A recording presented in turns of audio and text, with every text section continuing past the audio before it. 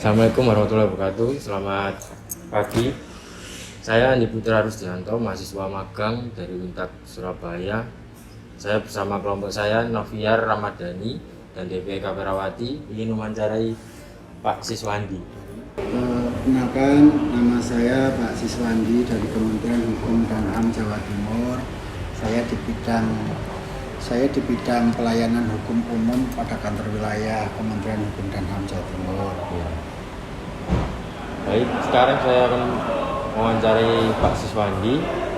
Bagaimana tentang kewarganegaraan menurut Bapak? Jadi yang dimaksud kewarganegaraan itu hal ikhwal terkait dengan warga negara asing yang ingin menjadi warga negara Indonesia. Di Undang-Undang Kewarganegaraan, Undang-Undang nomor 6 tahun 2016, di situ ada ketentuan-ketentuan pasal.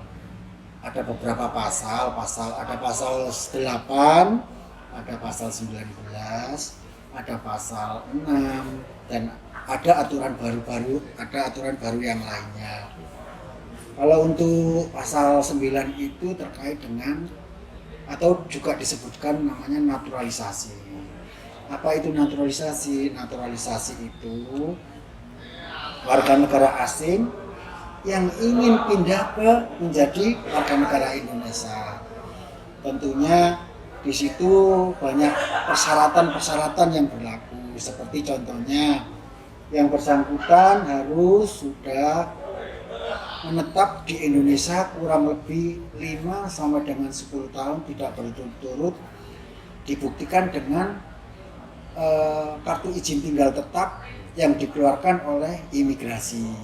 Selanjutnya, alur kitabnya itu nanti mendapatkan skim. Skim itu apa? Skim itu surat keterangan keimigrasian yang menerangkan bahwa yang bersangkutan mendapatkan surat keterangan dari imigrasi yang menerangkan bahwa yang bersangkutan sudah menetap kurang lebihnya 5 sampai dengan 5 tahun sampai dengan 10 tahun tidak berturut-turut berada dan menetap di Indonesia. Nah, skim sendiri itu ibaratnya manusia itu kayak rohnya ya. Skim itu nanti bisa mendapatkan identitas Indonesia yang dari catatan sipil terkait dengan orang asingnya itu bisa punya KTP, bisa punya kartu keluarga yang dikeluarkan oleh catatan sipil. Tetapi pada KTP warga negara asing itu nanti muncul kewarganegaraan yang bersangkutan warga negara mana. Jadi bukan warga negara Indonesia. Nah, selanjutnya ada proses alur SKCK Mabes. SKCK Mabes itu menunjukkan bahwa yang bersangkutan tidak berurusan dengan pidana atau tidak kena narkoba. Itu SKCK-nya dikeluarkan dari Mabes. Mabes. Jadi alurnya SKCK dulu, SKCK ke Polsek, Polres, ke Polda, selanjutnya ke Mabes yang ada di Mabes RI di Jakarta. Yang menerangkan bahwa yang bersangkutan tidak pernah, intinya berkelakuan baik lah. Nah, di situ ada surat kesehatan dari rumah sakit pemerintah seperti surat kesehatan jasmani dan rohani. Ada surat pernyataan itu setia kepada NKRI, setia kepada Pancasila, dan yang bersangkutan nanti akan diberita acara oleh tim. Berita acara oleh tim itu tim pemeriksa dari Polda, dari imigrasi, dari pajak, dari catatan sipil, dari tim kami juga, dari tim Kementerian Hukum dan HAM Jawa Timur. Kalau dari Polda memeriksa SKCK dari Mabes. Kalau dari imigrasi terkait dengan skimnya, dokumen-dokumen asingnya. Kalau dari pajak, yang bersangkutan taat pajak apa tidak, dia menghindar pajak apa tidak. Yang terakhir dari catatan sipil terkait dengan KTP sama kartu keluarga. Itu salah satu sedikit persyaratan untuk menjadi naturalisasi. Iya. Kalau tadi pasal 8 atau 9 ya, sekarang pasal 19. Pasal 19 itu melalui perkawinan campur. Oh. Jadi perkawinan campur itu salah satunya sponsornya adalah laki atau perempuan warga Indonesia. warga negara Indonesia, ya. Laki atau perempuan warga negara Indonesia itu boleh. Boleh. Alur prosesnya sekarang sudah online. Oh, semuanya online. Jadi online. Kalau yang pasal 9 tadi manual, kalau pasal 19 tadi online. Jadi bisa diunduh di AHU online-nya nanti di websitenya Ya, ada di situ saya semuanya. tampilkan.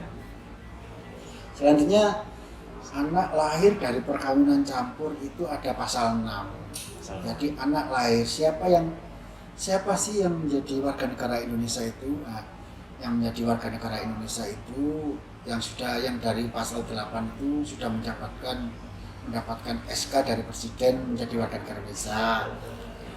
SK keputusan Menteri dari perkawinan campur. SK dari anak lahir dari perkawinan campur itu anak lahir yang dari perkawinan campur itu yang dimaksud itu bisa lahir di Indonesia, bisa lahir di luar negeri. Itu yang dimaksud warga negara Indonesia. Jadi anaknya itu nanti bisa jadi warga negara Indonesia. Anaknya bisa menjadi warga negara Indonesia, dia punya subjek warga negaraan. Jadi yang bersangkutan punya 2 SK warga negaraan. Di aturan undang-undang warga negaraan itu dibatasi.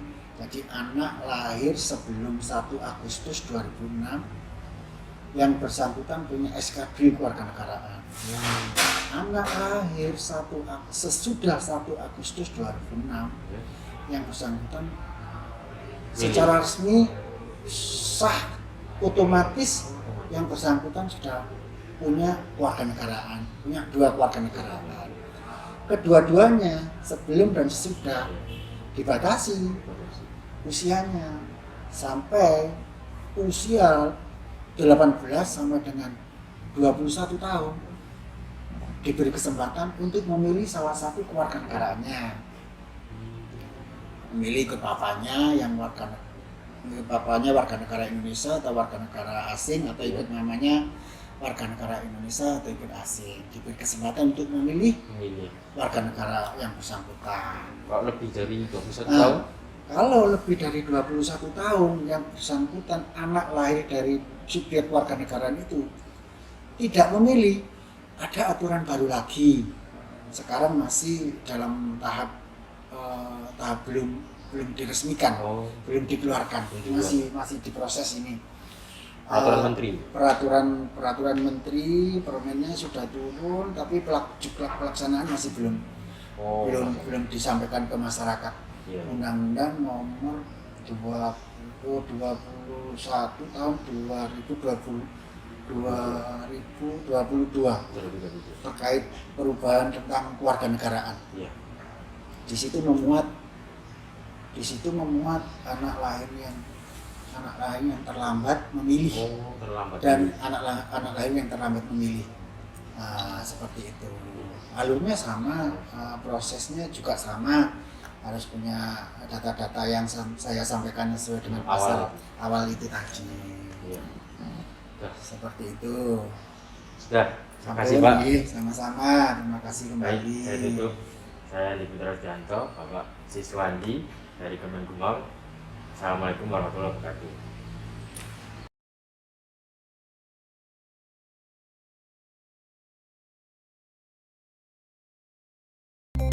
Online citizenship application flow.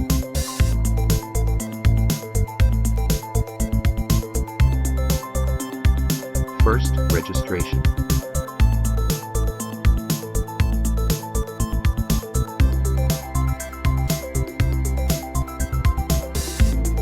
Second, order and pay for Simpatu vouchers.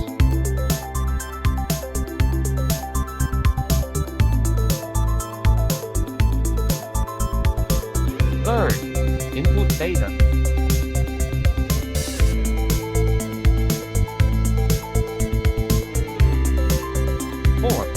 Upload and send requirements.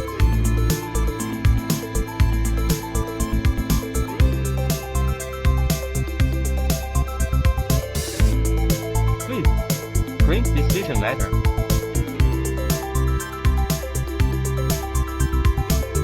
Done. More information, click link in below.